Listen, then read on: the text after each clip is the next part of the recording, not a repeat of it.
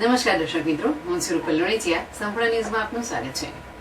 Doctor Ambedkar માનવ વિકાસ સંસાધન trust Tharad દ્વારા મેઘવર્ષી સેવા ટ્રસ્ટની વાડીમાં 6મી મેના રોજ વાલ્મીકી સમાજનો પ્રથમ સમૂહ લગ્ન યોજવામાં આવ્યો હતો.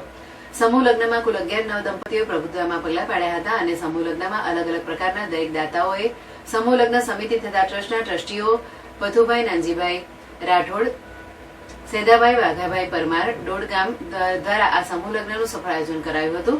સમૂહ લગ્ન દરમિયાન કલાકાર શ્રદ્ધાબેન વાણિયા સહિતના અન્ય કલાકારોએ લગ્ન ગીતો રજૂ કરી સંસ્કૃતિને જીવંત રાખી હતી.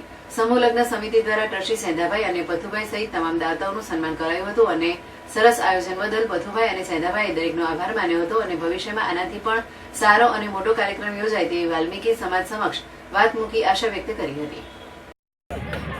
ઓકે, આજે થરાદ ખાતે ડૉક્ટર આંબેડકર માનવ વિકાસ સંશોધન ટ્રસ્ટ દ્વારા સમૂહ લગ્ન વાલ્મીકી સમાજના સમૂહ લગ્નનું આયોજન કરવામાં આવ્યું છે અને 11 જોડકાઓનું આયોજન છે. આની અંદર સમગ્ર વાલ્મીકી સમાજના આગેવાનો અને સમગ્ર સમાજના બંધુઓએ સાથ સહકાર આપી અને આ સમૂહ લગ્નનું એકદમ જોરદાર આયોજન કરેલ છે અને આવું જ આયોજન દરેક તાલુકામાં થતું રહે એવી આ મીડિયાના માધ્યમથી હું દરેકને એક અપીલ કરું છું કે આપણે આપણા ભાઈ સમજી અને વાલ્મીકી સમાજને પણ સાથે રાખી અને વાલ્મીકી સમાજના પણ સમૂહ લગ્નો અને વાલ્મીકી સમાજને પણ સાથ અને સપોર્ટ આપીએ એવી દરેકને વિનંતી.